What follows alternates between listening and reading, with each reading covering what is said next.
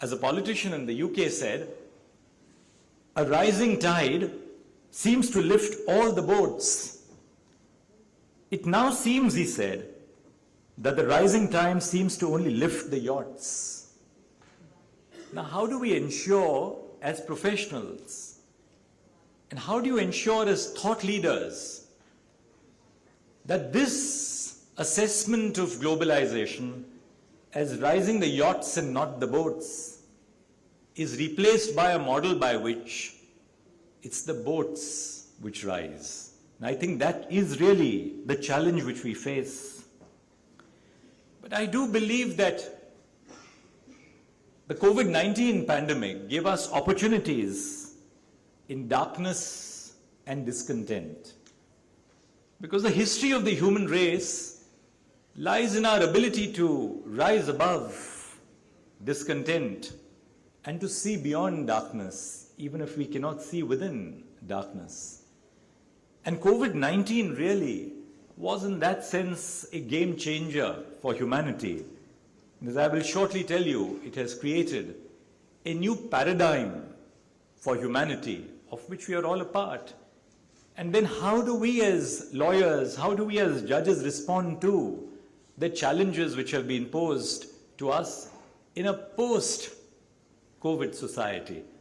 I call it the post-COVID society in the optimism, and humanity survives on optimism that there would be no new variant of the virus which will come to us one day. But even if it did, I do believe that we are more prepared now than we were ever before. But I therefore think that there is something that COVID has done to us. It has produced first and foremost a digital marketplace where we've realized the importance of working within. We all live together, we work together, we survived in a marketplace of ideas together. COVID taught us that we could live isolated from each other. But is that a sustainable model? Or do we need to go beyond that by creating an agenda for sustainable development? An agenda for sustainable development in terms of the environment, an agenda for sustainable development in terms of our interpersonal relationships, an agenda for sustainable development in terms of the frameworks and the regulatory frameworks which we create as we move to a more sustainable future in our societies.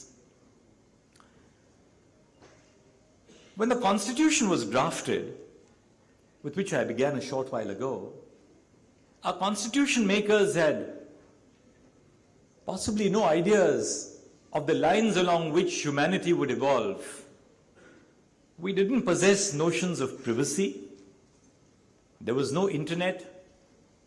We didn't live in a world which was controlled by algorithms. And we certainly didn't have the social media. For every little thing that we do, and believe you me, as judges, we are no exceptions to this, because for everything that you do, you face the threat of being trolled by someone who doesn't share your point of view. We live today in an age where people are short on their patience and they are short on their tolerance. They are short on their patience, which is a reminder to me to be brief. But people are also short on the tolerance because we're not willing to accept perspectives which are different from our own. So just as humanity has expanded with the global advent of travel and technology, humanity also has retreated within by not willing to accept anything that we ourselves as individuals believe in.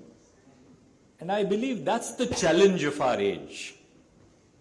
Some of this is perhaps the product of technology itself. Truth has become the victim in an age of false news. With the spread of social media, something which is said as a seed germinates into virtually a whole theory which can never be tested on the anvil of rational science. But the grave danger which our societies do then face is the danger of not being able to combat what we have now set forth, a change which humanity has brought in terms of the advent of technology, but which is perhaps flowing out of our control.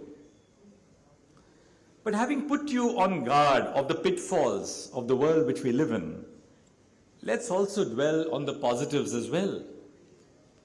One of the great benefits of the age in which we live, the age of globalization, and now with the problems which we have faced, the inward-looking localization, the need to promote local welfare, is the creation of an international rule of law, particularly in the commercial context.